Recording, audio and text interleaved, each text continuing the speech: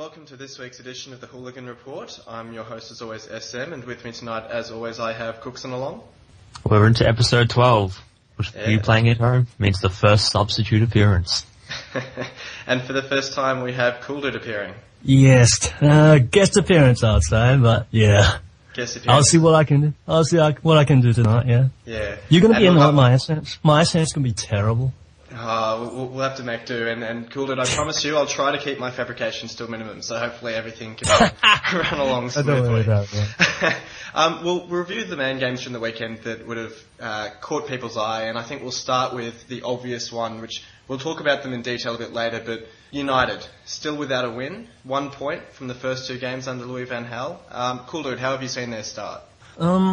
Well, basically, if you look at the fixtures, you would think the first 6 games would be where you think they'll get most of the points from, because it's an easy start. It's comparatively easy start to most of the other sides, but they haven't looked good, whether it's the system or whether it's the players. I think they're fit. They look fit, but they just don't seem to... Well, they've been unlucky with injuries in terms of the midfield. Herrera's out, and they have to play those two in the middle as Fletcher and... Cleverly, that's right. I've forgotten about him because I don't care about him. Cleverly, yeah. Yeah, and they just haven't hit the ground running. Like Mata and Rooney and Van Persie. Well, Van Persie's in this week. They don't look like they can strike up any sort of understanding up front. So they don't look threatening going forward that much. And at the back, they're making mistakes. So that's not really a good combination, I mean. Yeah, I mean, how do you see it, Cooksen? Pretty much precisely the same. I mean, the players are still getting used to 3-5-2. I mean, our best defender is, Jones has looked good. Blackett's probably been one of our best players. He's looked very impressive and calm. But yeah, it's midfield. I mean, Cleverly has somehow managed to enter having minus confidence. He must be great in training. He must be great in training, wouldn't he? He keeps getting picked. All he does is nothing.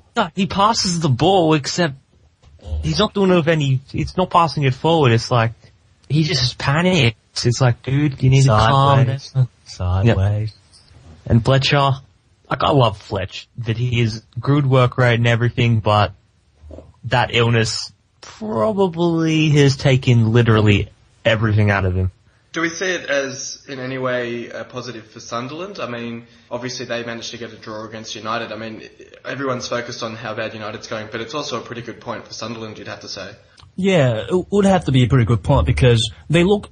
Well, Gus Poyet has always organised his Sunderland side pretty well. They look the units. They look compact at times, but their back four doesn't look that great, to be honest. I mean, you have two really old dudes at central defence. And the left back, I can't pronounce his name, but he wasn't very good for the first goal, to be honest. You just let Valencia cut on his right. That's the only thing Valencia ever does, and you let him do that, which wasn't impressive, but they were good in midfield. I thought anyone looks good in midfield against Cleverly and Fletcher. So, and they drove a lot up forward. I thought Wickham had a pretty impressive game. He seems to play well against the big teams, Wickham. Yeah, he does. I mean, he scored quite a few goals late on in the season. It was against City and Chelsea. Yeah, he was impressive. I thought he should have scored. I thought he missed a few chances. And, yeah, they looked the striker short, though. Like, last season they had Barini up there, but they looked like they were missing a little bit of quality in the box. They had that Fletcher there, who's a good player. He's a good finisher, but he doesn't do anything else, which is a big problem. Anything else other than finish. So they really need to buy the striker that they want. I hope they buy Barini off us, but apparently that's off the table. I think a lot of Liverpool supporters want them to buy Barini at that price. Yeah, absolutely. Please. But yeah, I think Gus Poyet's had them good enough as a unit that they mightn't go down. But I don't think they'll be clearly away from the zone. I think they'll just stay up. Another side that looks to be in quite a bit of trouble already is QPR, who went down 4-0 to Spurs on the weekend. Do we put that down more to Spurs' brilliance under Pochettino already, or QPR being woeful, or a combination of both? Maybe start with Cooksen. Probably a combination of both, really. I mean, Tottenham do have quite a good array of talents which have been utilised correctly instead of by Sherwood. I mean, Ericsson started out pretty well. I really like the look of Lamella, I've got to say, this season. I mean, he had a great pre-season, and there's a lot of talk about the fact that Pochettino quite likes him and rates him, and he hasn't disappointed so far. He's under a manager where he can trust and know what's going on, where he can live up to his promise that he showed at Roma, compared to, again, Sherwood, who really was probably a rambling drunk, let's be honest. Yeah. Yep. Yeah, QPR's it's looking a bit bad so far, but again, you never know.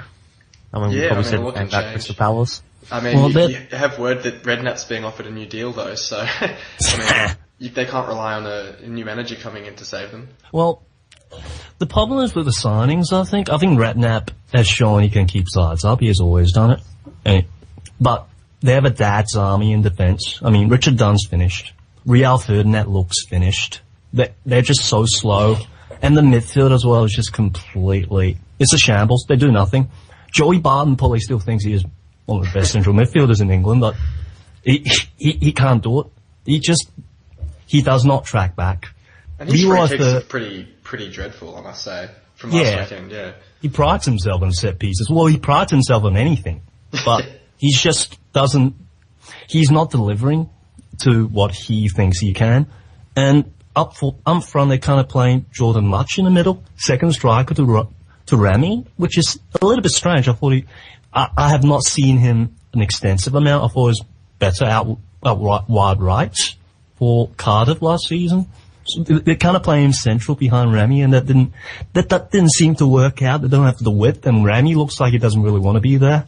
Like Rami, yeah.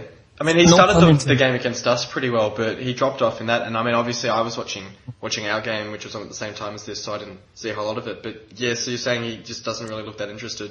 Well, I think it looks, well, no pun intended, it looks like a man with a broken heart.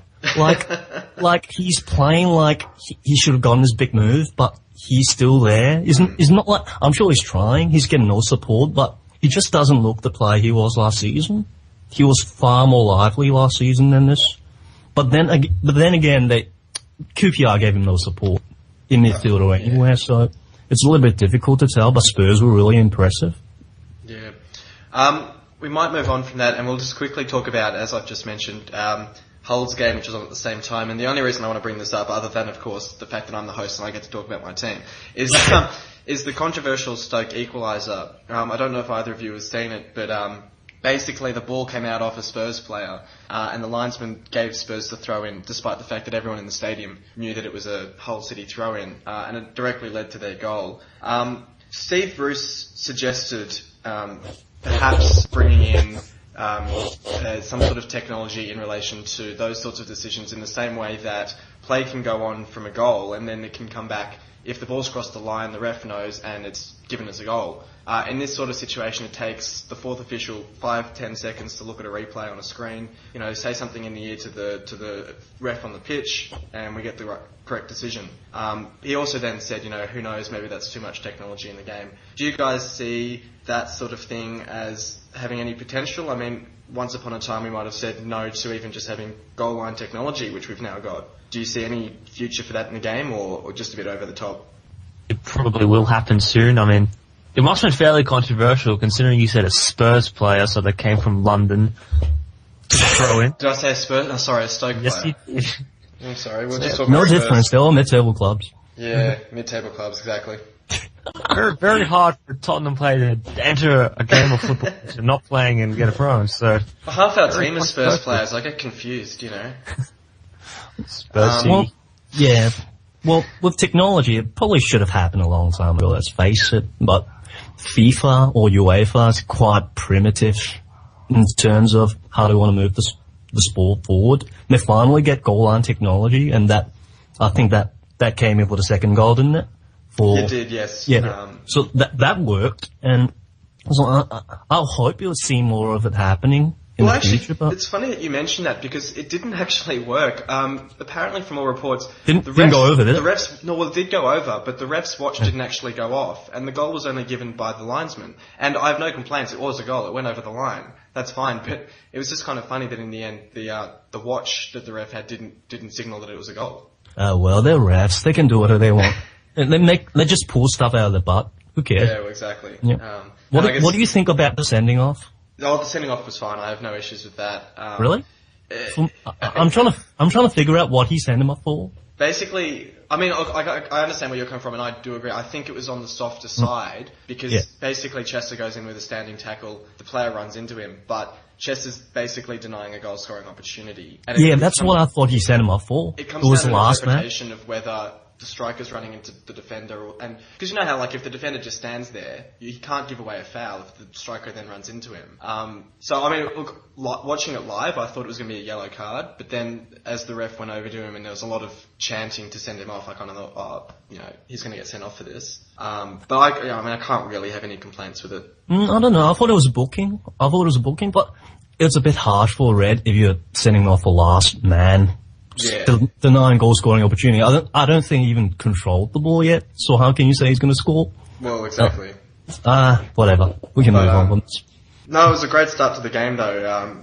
Talking about the 3-5-2 system with United, we looked very impressive early on against Stoke, and of course, as you'd know, Cooldude, I was quite impressed with how we started the game. I think I used the word dominating, which of course didn't end up. I did not watch the game. I don't plan to ever watch the game. I did not watch the game. I'll take your word for it. So. Yeah, okay. We'll see how we go in a couple of games' time. We'll move on from there to talk about another side that gave up a lead, and that was Everton, who were up 2-0 against Arsenal and gave up a 2-goal lead in the last 10 minutes to draw with Arsenal. Were Arsenal that good in terms of in the last 10 minutes? Do we see Arsenal as kind of flicking a switch, or maybe Everton running out of legs? It's before Christmas, so Arsenal will always look good, remember. Yes. Giroud was really impressive. It's a bit concerning though, to be honest, if you're an Arsenal supporter, that they could be potentially without any points. They only got they got a late winner against Palace, but they would have got a point out of that, and then 2 late goals against Everton. But worrying signs, I suppose, especially with Giroud out now. So who's you go. Yeah. Sorry, you go. Sorry, Cooksen, Sonongo's up front now. Yeah, I mean, that's their only option. It's going to be interesting to see how they go against Besiktas in the second leg. With basically no strikers. How much would you love it if they go out so you can give Cruyff 14 a lot of shit? Oh, mate. He's just been telling me this afternoon how much shit I'm going to get if we get knocked out in our qualifier Friday morning. But if they go out before us, he's not going to want anything to do with this podcast for a long time. But Europa League, who cares? Yeah. Just like Man United, League Cup, who cares? Yeah, League Cup, exactly. You know, they're going to go for fourth. They've taken the Arsenal mantra.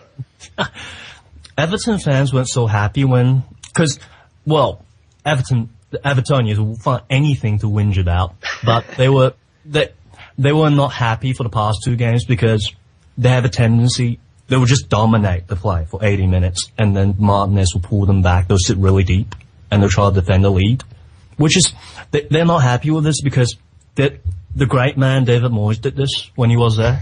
He'll be up 2-0, and then he'll pull them back. And then, Moisey. He's the great man. And then you'd concede. Yeah, they'll concede. They'll end up actually stuffing up 3 points, and it's happening again. And Evertonians not too happy. But with Roberto Martinez, his mantra is about resting on the ball, keeping the ball in possession, pressing high. So I don't know what they're trying to do, sitting that deep, particularly with their defense. 1 year older. This time's 1 year older. Gareth Barry, now he was great last season, but he's 1 year older. So in the last 2 games, he has not looked that great. He could improve as he goes, but yeah, I mean, there's a few worrying signs of Everton's defence. They were conceding a lot of silly goals last season as well. That the start of last season, from memory, they started that season with 3 or 4 draws as well, and there was a lot of grumbling about the Martinez style of play, that he was only getting them draws, and obviously then they turned it on and did quite well.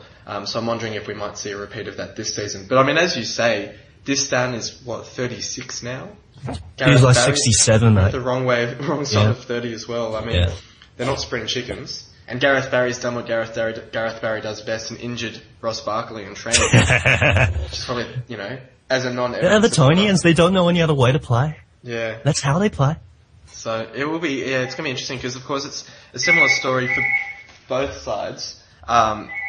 Sorry, that's my phone going off. It's a similar story for both sides. How professional. I know. Yeah, that's me right down to a T, isn't it? Everton giving up a 2-goal, drawing 2-2 with Leicester and then with Arsenal, and Arsenal coming from behind late in the game to get a point in both of their ending games as well. So interesting signs for both sides, and of course Everton with Chelsea this week will have a big test on their hands, and we'll talk about Chelsea now, and Costa, and how he started his Chelsea career so well, with 2 goals in 2 games. Yes, he appears to be the anti-Torres, which is what Chelsea fans have been hoping for. Every striker's anti-Torres. I mean, Chelsea Sure. for a little while were looking like a graveyard for strikers because, I mean, Torres went there and didn't do that well, and they had Demba Ba, who wasn't scoring many goals. Eto did okay, but, yeah, how are we seeing Chelsea? I mean, they've kind of started the season how a lot of people would have expected them to, in terms of Fabregas and Costa and Hazard starting quite well. Again, we expect them to win the league. That's pretty much how I see it, anyway. I mean, they've got a solid team all around. I mean, Courtois come in, been very good. I expect Hazard to win the best player in the league, PFA award, at the end of the season. I mean, it's just, again, they've got quality all around, and Mourinho knows what he's doing. And I think Jats wanted us to give a little shout out to big man Gary Taylor Fletcher, who didn't put Paddy Kenny to shame. It was a nice big body on the pitch for Leicester late in the game. How could you let Chelsea run through the midfield when he's on the pitch? I don't understand. I don't understand how he's a Premier League footballer. I think, as Jats said, how he has a contract for a Premier League club in that sort of shape boggles the mind. I don't know, maybe you're hoping to get him to be wide enough so he just covers the entire goal. Yeah, I think that's the suggestion, wasn't it? He could just lie down in front of the goal and give parking the bus a new definition. He'll plug the holes in midfield. But on a serious note, I mean, it wasn't a bad performance from Leicester. They went to the bridge and actually looked to attack. They looked, attractive, playing their football. They didn't sit back and defend like some teams might do. So it's good signs if you're a Leicester fan. Yeah, certainly. I mean, they had a go, and they look good. They're nice movement off the ball. They're technically on the ball. Their players are all very competent. They're very unlucky that guy Nugent kept missing every chance there is. Probably the game plan was go out, hit Chelsea, get a goal, and probably just sit back. They couldn't get that goal. And once you try to go toe-to-toe with Chelsea at their own turf, eventually the quality will tell. They just have better finishes. They're better end products. They'll do you. And that's how it happened, which is unfortunate. But I can see, if they can keep it up, they should stay up, because there are a few. I think Burnley is going to struggle. I think QPR is going to struggle. So it's probably one side left who's probably going to be on a third spot. I think Leicester's got to jump on everyone else. They look a good squad. I mean, if they can get past, they've got a pretty hard start to the season, but I think that point against Everton last week will probably be quite valuable in keeping them just a little bit ahead of the rest of the pack, at least in the early weeks. Because I think they've got Arsenal next, if I'm not mistaken, or something like that. Yeah, Arsenal at home. So it's an interesting start for Leicester, and we'll see how they go. But the last game I wanted to touch on was obviously the game from Tuesday morning our time, which was Man City against Liverpool. And Cooldude, I think you're probably going to be the best to talk us through this game. So how did you see it? Well, I was a little bit delirious because it was early in the morning, but it was interesting. It wasn't what I expected. It was kind of cagey for the first 40 minutes. Like, apart from the odd chance, two sides were kind of feeling each other out. Not much was happening. Liverpool we weren't going a million miles an hour direct going forward like we were last season. We're kind of just sitting back, just trying to feel Man City. And the City was kind of like, these guys can counter us, so we're just going to sit back as well. We're happy to have the ball and just knock it around and try to feel it around. And nothing really happened for the first 40 minutes until that mistake, basically until the first goal, where it was really poor from Gerrard, who did not track David Silva's run in the box. And then Moreno should have cleared the ball, and who had a good game at that point, but then one mistake against a side like City, who was so clinical, one chance and they score a goal, and you're suddenly chasing the game. In the second half, they just hit us on the counter all day. We'll go forward trying to get a goal, and they just sucked at us for the whole game. And was not new to us. Liverpool were really bad defensively. I mean, the first goal was bad, the second goal was worse, and the third goal was the worst. Just completely terrible defending. I don't know if it was you or John who posted that image of the defensive line for the second goal, where you can see Lovren and I can't remember who the other defender was, who stepped Skirtle up. and Johnson. And Skirtle and Johnson sit back, and they just played Jovetic in. That was, it's basically, what you have is, with Lovren, his instinct is to defend on the front foot. He steps forward. When we first played him in Dortmund in a pre-season game, the whole side was noticeably defending at a high line. Because we bought him as the organizer. He's apparently the commander. He's gonna organize everything. He's gonna be cool. But there's no point being a commander if no one listens. Obviously, Skirtle and Johnson weren't listening. And so they kind of went in behind and scored. And it kept happening. But, I mean, it's gotta be some sort of consensus on how they're gonna defend, because Skirtle naturally, instinctively wants to drop deeper. That's how he defends. He likes to sit back and just make last-ditch tackles and interceptions. But Lovren steps up. They've got to get some sort of an agreement on how they want to defend. Otherwise, it's just going to keep happening. Any chance we could see Sacco step in instead of Skirtle if it's going to keep happening? I don't know who is going to go out. I don't think. Well, Lovren won't go out because you just signed him for £20 million, and so it could. But Skirtle's in an all right game. I thought he was actually the best defender yesterday out of the four. So it's kind of weird with Skirtle. He would have like a game where he stops everything, then he'll score an own goal. Like he'll make a mistake. Yeah. It's so weird with him, and so I don't know what we're gonna do with that defense at the moment. It's a big problem for Brendan Rodgers to solve. You got. Well, we're lucky Johnson got injured. I'm not wishing. I think a lot of Liverpool supporters think that. Yeah. I'm not wishing any ill will towards him or wishing anyone gets injured, but he was really bad yesterday. He lost the ball every time he went forward. And so it'll help if you play someone better right back, but I don't know what you're going to do with a central defense. I mean, there's a bit of a problem early doors, but they could solve it. They could not. Who knows? Who knows?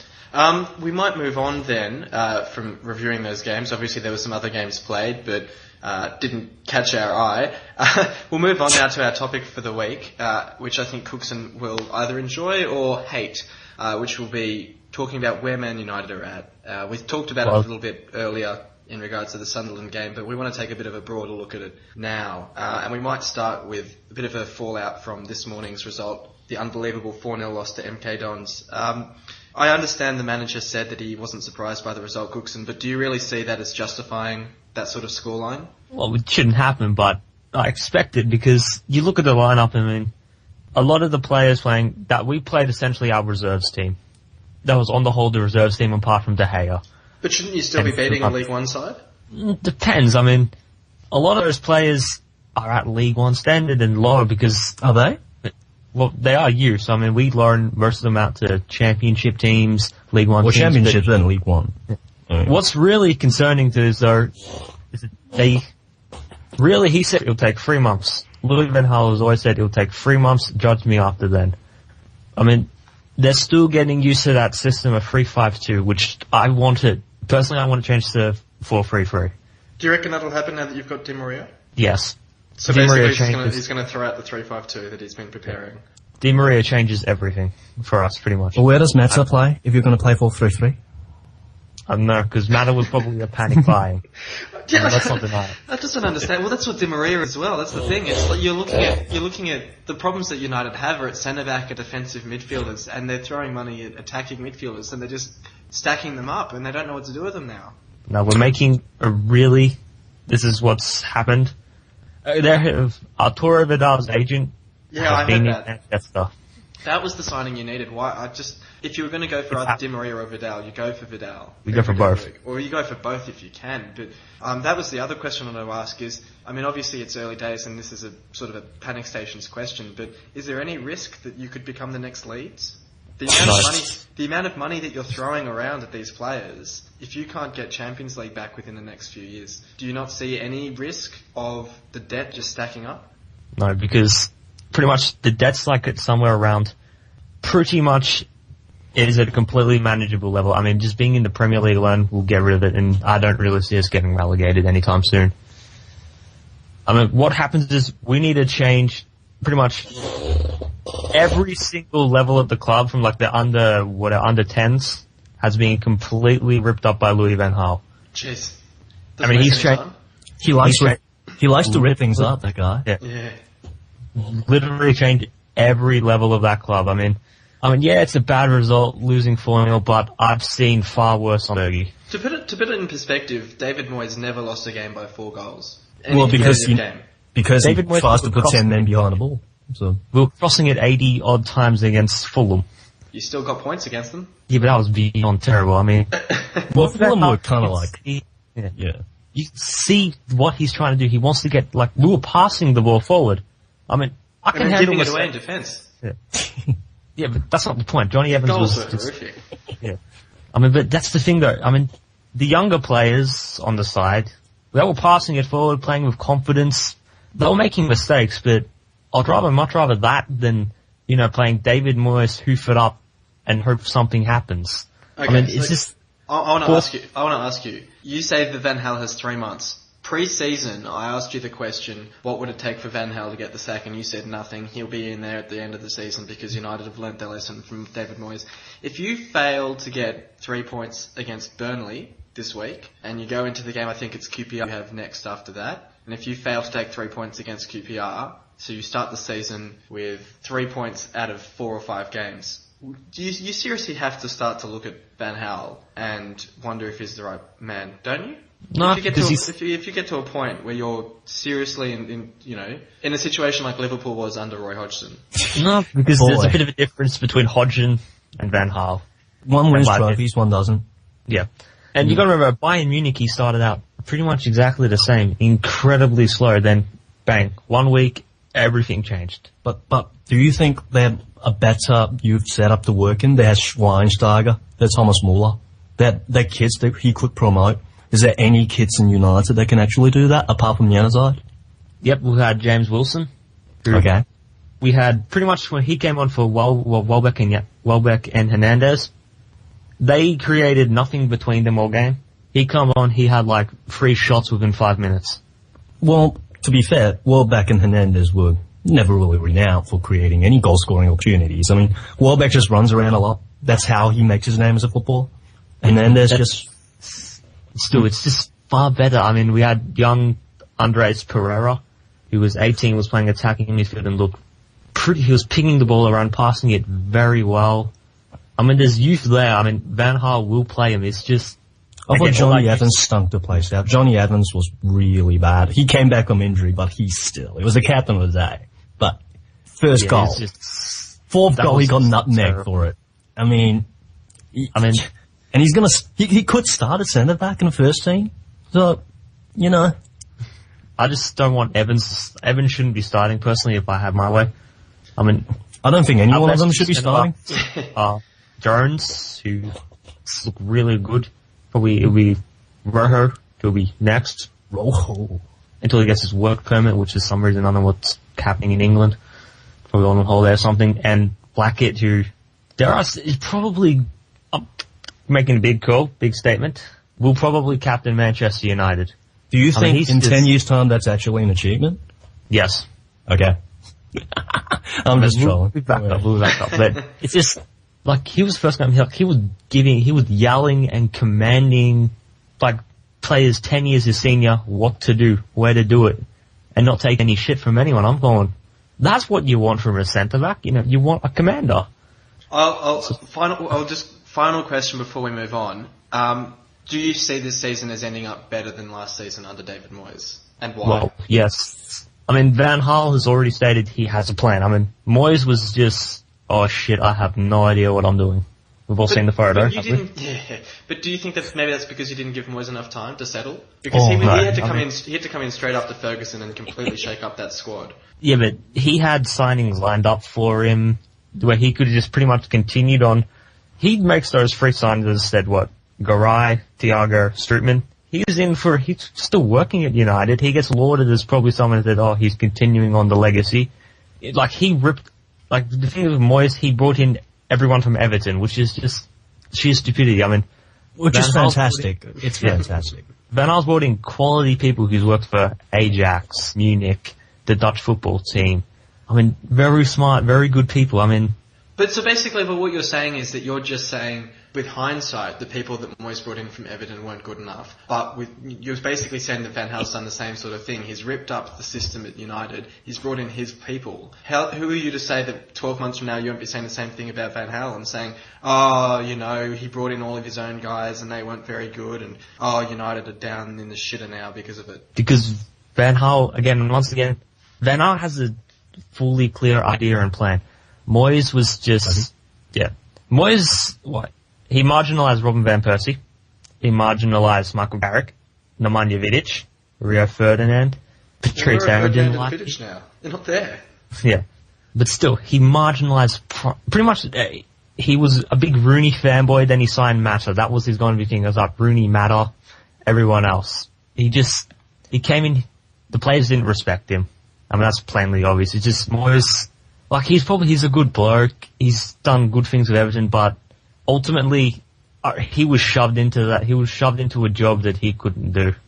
Well, he was picked by, the man who is Manchester United, so.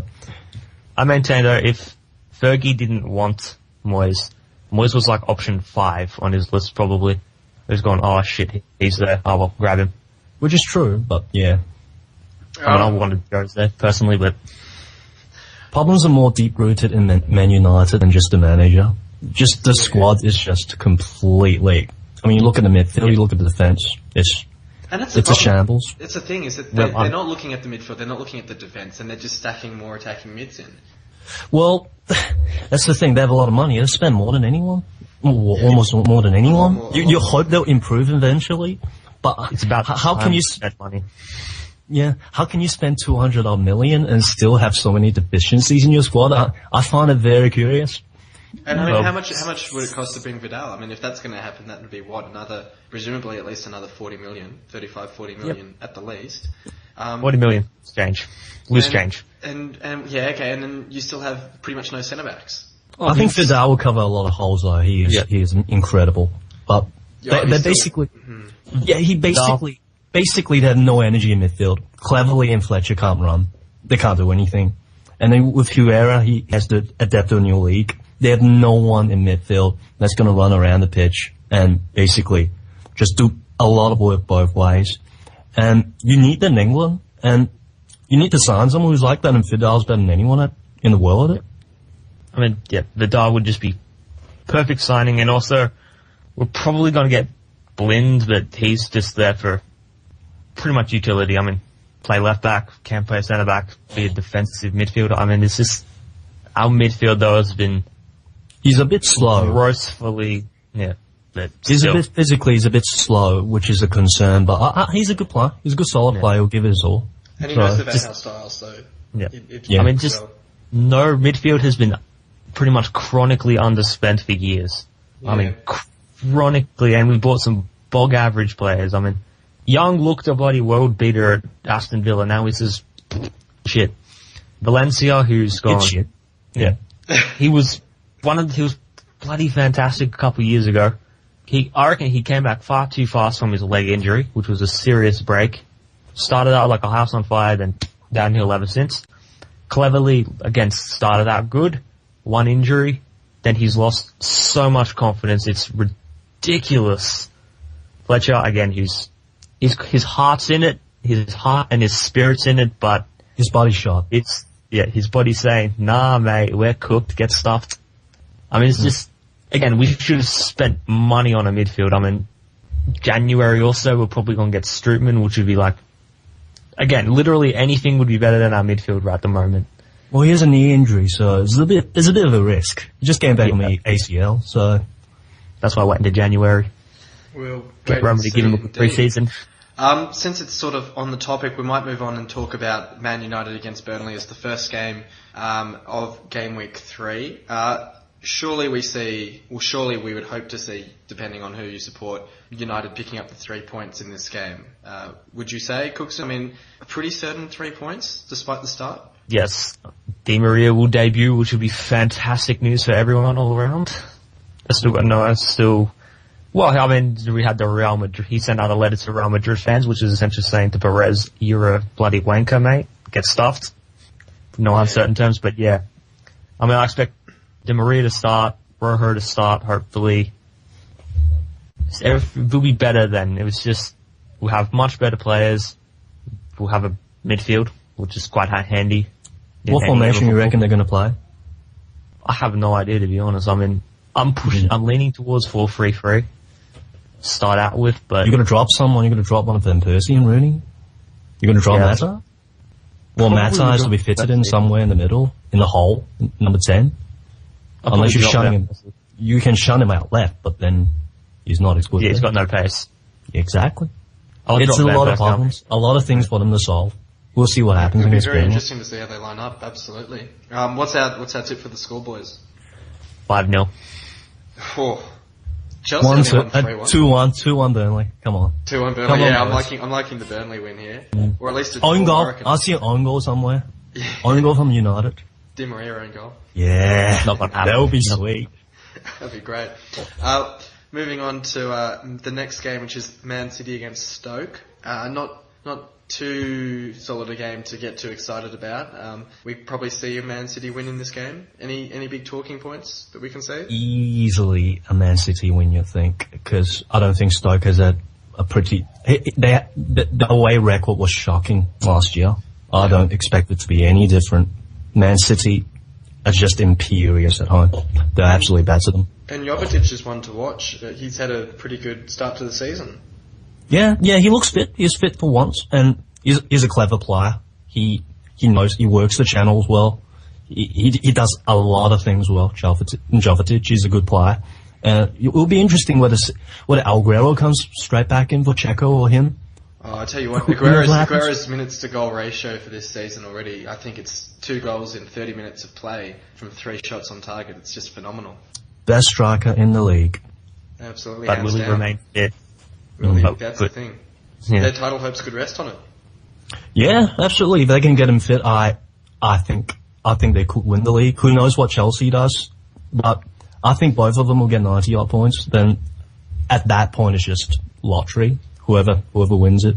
Yeah. I mean, toss of a coin. So perhaps a 3-0 win to Man City in this one, we think? 3-0. Yeah, 3-0. The next game is Newcastle against Crystal Palace, and you'd hope that Crystal Palace will decide on a manager pretty soon. Saw on Twitter just before we fired up the podcast that Steve Clarke has ruled himself out of the Crystal Palace job. And oh, boy. You'd think they'd be digging the bottom of the barrel after that one. They could go to Moyes. I mean, why not? Yeah, well, yeah. No one wants to manage them at the moment. Is it Neil Warnock has been set to name as boss, as I just checked 29 minutes ago? Yeah, well, I think he's the name that's being floated around, and I thought he'd retired. That's interesting. It's very interesting. He's coming out of retirement. He's going to save Palace. Yeah. Save Palace next year in the Championship. Yeah. Nah. I hope Palace stay out. Well, it will be I reckon it'll be difficult for them to stay up, to be honest. I mean, especially after they haven't looked too inspiring to start the season, going down to West Ham as well. They look pretty good against Arsenal, though. Well, that's the thing. That was the surprising thing. The thing I reckon about that game, though, is that Pulis would have had them set up to play Arsenal, and so there might have been some hangover from Pulis that the players were actually pretty well geared and pretty well set to go against Arsenal under his sort of strategy. And next week against West Ham, kick and run. That's probably the game plan. Oh yeah, exactly. and the following week against West Ham, they didn't look too crash hot. What's your take on it, Cooksen? Newcastle will win. I mean, I honestly expect the northern French town of Newcastle to beat Londoners. And the next game is QPR against Sunderland, so the other northern side against another London club. QPR also looking to get off to get off the bottom of the table, I suppose, with some points against Sunderland. You'd think if they can't get a result against Sunderland at home, it's going to look a pretty grim season for QPR fans. It's an early 6-pointer, isn't it? I mean, Sunderland's look good. Like, the past 2 games look pretty capable, whereas QPR just looks completely rubbish. So they would need to, they'll hope they're going to pick something up. Otherwise, they're in some early season trouble, basically. I mean, that's it. They wouldn't want to be too adrift at the bottom of the table because we were talking earlier about Leicester's hard start to the season. QPR's had a pretty comparatively easy start to the season, and you think when the fixtures start evening up and they play some of the tougher teams, they'd be in a bit of trouble. Yeah. Yep. So Expect Sunderland to win, really. expect Sunderland to win? Could be an interesting one. I'll say draw. I'm just going to go with my gut and say draw. Yeah, I can see a But I score wouldn't draw. be surprised if Sunderland wins. So. Well, yeah. The next game's not a high-flying game in Swansea and West Brom. West Brom have actually surprised me a bit in how they've started the season. I really tipped them to struggle, and they've actually looked half decent at least. How do we see this one playing out? Probably a draw, because Pepe Mel loves a draw. Yeah, he does. I think they got the most. They got 15 draws or something last season. 2-2 draw. He's mastered the 2-2 draw. Yeah. He's going to 2-2 draw their way out of the relegation zone. I've always wondered if a side could go the whole season undefeated with 38 draws and get 38 points and somehow still get relegated. I like to see it. Let's see it. West Brom Let's try. bank on it. Yeah. Let's do it. So 2-2 draw with Swansea in this one. All right. Yes. The next one to talk about is West Ham against Southampton. Southampton have had a bit of a mixed start to the season, I suppose, because they looked all right against Liverpool and then drew against West Brom, as we we're just talking about. And West Ham as well have had an okay start to the season as well. So it's an interesting one. How do we see this one? I see the Liverpool B team winning. Yeah. Well, yeah, I mean, West Ham at home could be promising. Do we know when Andy Carroll's due back? Is he due back anytime soon? No idea. No ideas. I don't think it'll make that big of a difference. I mean, he's been injured for a long time, for a lot of times. They did look alright when he came back in, was it halfway through last season? They started to pick up a couple of points with him in the team. That is true. They were looking like they were going to get relegated at some stage last season. Yeah, and then I think they won 4 in a row or something. Yeah, I think it was Kevin Nolan that scored a few. Yeah. Off Andy Carroll's feet. Yeah. So, but then Nolan's out for quite a while as well.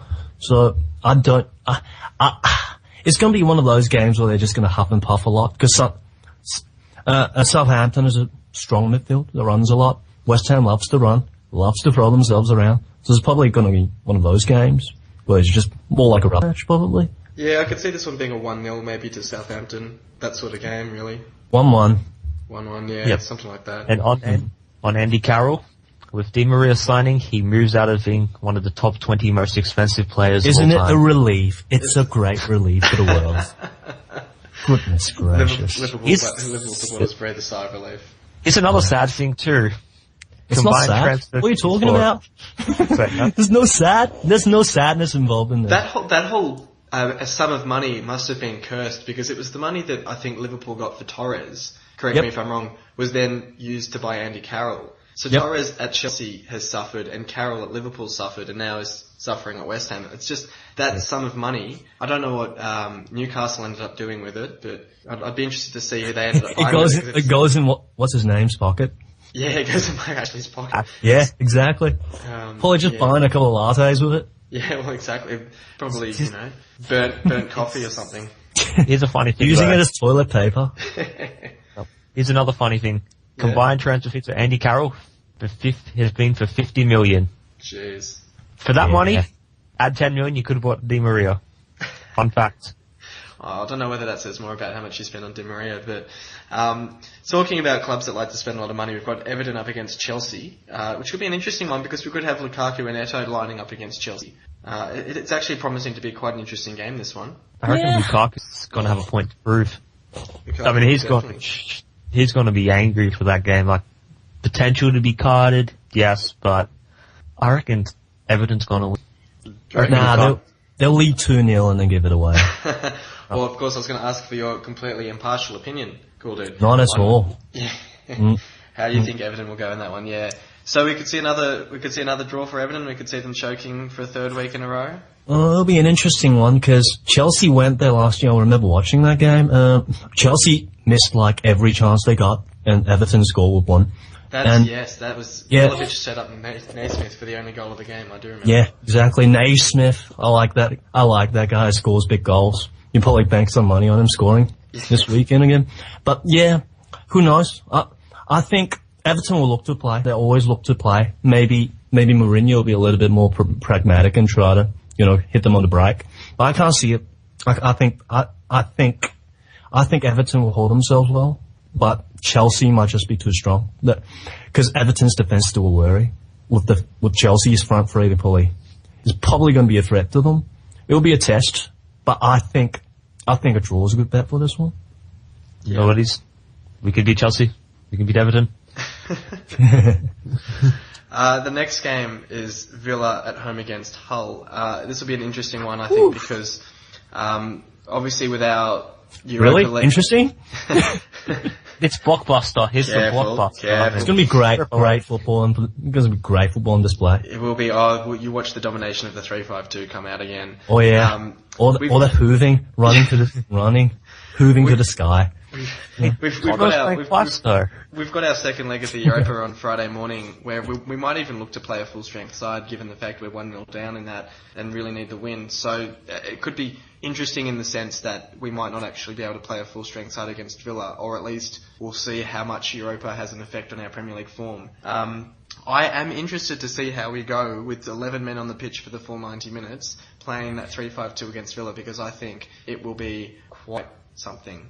We saw it for about 10 minutes against Stoke. We did not hoof the ball. We passed it around. It was very reminiscent. When I saw the highlights later, it was very reminiscent of the way that Spurs played QPR off the park.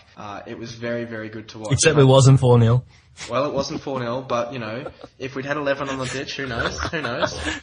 And good news for all of the Hull City supporters that listen to this, because I know there's hundreds of them, with Abel Hernandez reportedly undergoing his medical at the moment, and sources in Italy actually already reporting that he has signed for Hull. So that's quite an exciting one, I think. I have no idea who he is. He had a promising career from a few years ago. He's a very pacey young striker, been playing with Palermo in Italy. He was apparently a target of United a few years ago, but he's more one that people might know from Football Manager. So was Bebe, so that means nothing? Yeah, well, we'll see how it goes. He's got a pretty decent strike rate. He's had a few injury problems, but 9 million, I think, we're spending on him. So we're putting all our eggs in one basket, and hopefully it pays off. It's still 3/4 of what you've got for Long. Yeah, well, exactly. It's cheap. And the rest of the money that we got from Long, we've spent on Michael Dawson. So I think good signing. That those two signings could be quite good for us. When's the first? When you're going to see the first "he is able" pun that's going to come out? Who knows? I think Gosh. one in the coming days. I think as soon as he signs, it's going to get whipped out. Good lord. I enjoyed the comment from a Spurs supporter on the forum suggesting that we should take Harry Kane on loan from them and play Kane and Abel up front. Oh yes. Which would be quite enjoyable. I think there'd be a lot of headlines written about that if we managed that. Get Moses in as well. Get Moses. Oh, Victor Moses. Oh gosh. And look, if we have to, we'll take Jesus Navas as well from Man City if we have to. Hull City. You can't cross though. You can't get Neo cross. Well, exactly. That's the problem, isn't it? How do you guys see this one? Do you see? You probably see it as a 0-0 game, I suppose. I know, with the amount of puns you said, I see a win of biblical proportions for Hull. I wouldn't mind that myself, to be honest. I could see a 1-0 win either way, maybe. That is biblical proportions for Hull. Apparently we haven't scored a goal against Villa since the 80s, so there you go. Wow. I don't know how many times we've played them, but, How is it possible? How is it possible? We got an own goal against them last year. So as in we scored a goal, but it was an off a Villa player. But we haven't actually scored a goal from one of our players since 87. That is interesting. That would be interesting. I think even if we don't get a point, if we can get a goal, I'll be pretty happy with that one. I'm gonna scare you. You guys are gonna score now. Okay. Yeah, I hope so. The lesser game on at that same time is Spurs against Liverpool, but I suppose some of you might be watching that one instead. Will be a really interesting game, which is at White Hart Lane, to see how Pochettino goes against one of the bigger clubs. It is a bit of a danger, isn't it? I like Pochettino. They're basically watching them against QPR just reminds me of the way he set up his Southampton side, except with better players. It's crazy how quickly he's got Spurs to settle to his style. Yeah, well, good managers do that. I mean, when we're talking about Louis van Gaal, of course. Yeah. No dig or anything like that, but I'm just saying. Come back when he's won trophies. Okay. Champions Leagues. Or a pre-season trophy, yeah. Or if Tottenham can get into the top 4. Anyway, basically, they're going to be a lot of threats on the break. They look really threatening on the break against QPR. There's a lot of pace there. Lamella, Eriksson, even Chudley. I'm not a big fan of Chudley, but with Adebayor as well, and Adebayor seems to have good games against Liverpool, so probably put some money on him scoring or something. But I think the back four can be got at. I mean, if they're going to play Danny Rose, then I'll like us to put Sterling on him, because I think Sterling played quite a good game last season against either Norton or Rose. He ripped them apart when we belted them 5-0. So it'll be interesting to see what Balotelli starts, because well, apparently Rogers says he's in incredibly good shape. Well, he always looks in good shape, and he loves to show it. I mean, I was about to say he loves to whip the shirt off, doesn't he? Exactly. He even made a statue of it. The guy loves his shapes. And yeah, basically, we'll see how it happens. I think at the moment the Liverpool side's not looking too forward. We seem to be, it's like missing a £75 million striker up front. Yeah, I can't put my finger on it, but there's something that you're missing. Yeah. So you would think probably just one big attacking threat short up front. Maybe we'll play that. You don't have that same hunger for goals. You don't have any bite in attack, I suppose. Well, no, here comes the biting puns. Well, sure. I'm sure. Yeah. I don't know what to say now. Yeah. We might move on then to. Well, actually, first I'll get the tip. Cooksen, what do you reckon the score will be for this one? Ooh. Yeah, 3-3. Why not? Let's go mental. High scoring. I'll say 2-2.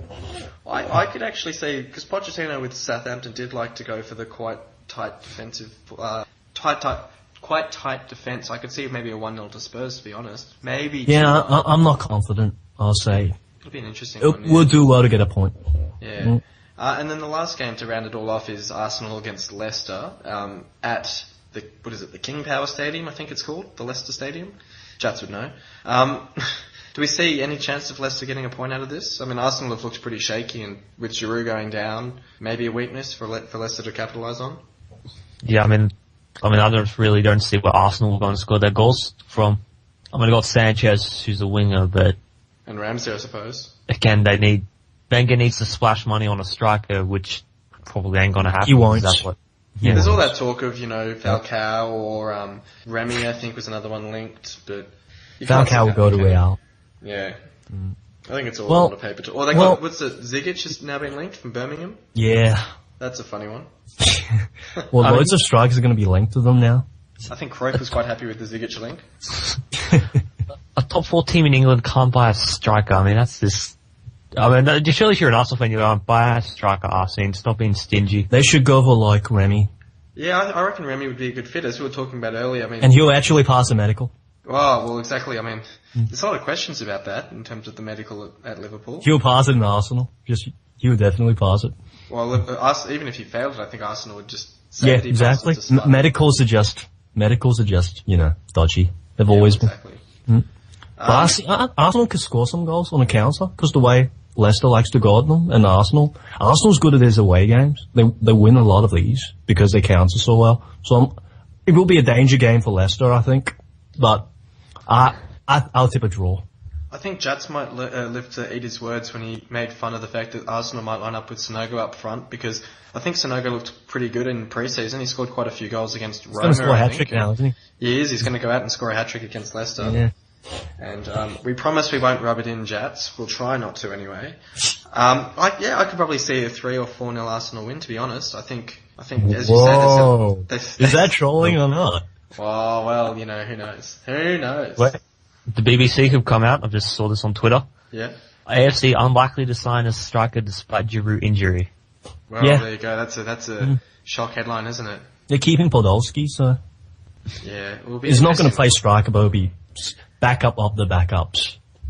I mean, he's never really been one to have depth in strikers, has he? I mean, even when they had Van Persie getting injured every second week, they used Walcott and those sorts of players as makeshift strikers. Yeah, I mean, he just doesn't like to buy full stop, doesn't he? He prefers to keep the monies in his pocket. But who knows? I think they'll benefit from another experienced striker. I think Sanchez, he could try to convert Sanchez there, but who knows what's going to happen? It's a new league and stuff like that.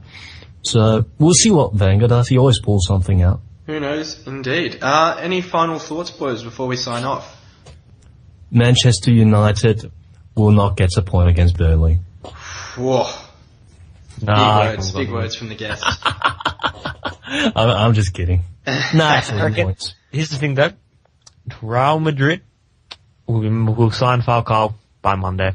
I mean, that's fairly obvious. Yeah, that is very obvious, yeah. My call, I reckon, Arsenal will lose to Besiktas tomorrow morning. And Cruyff will not show his face.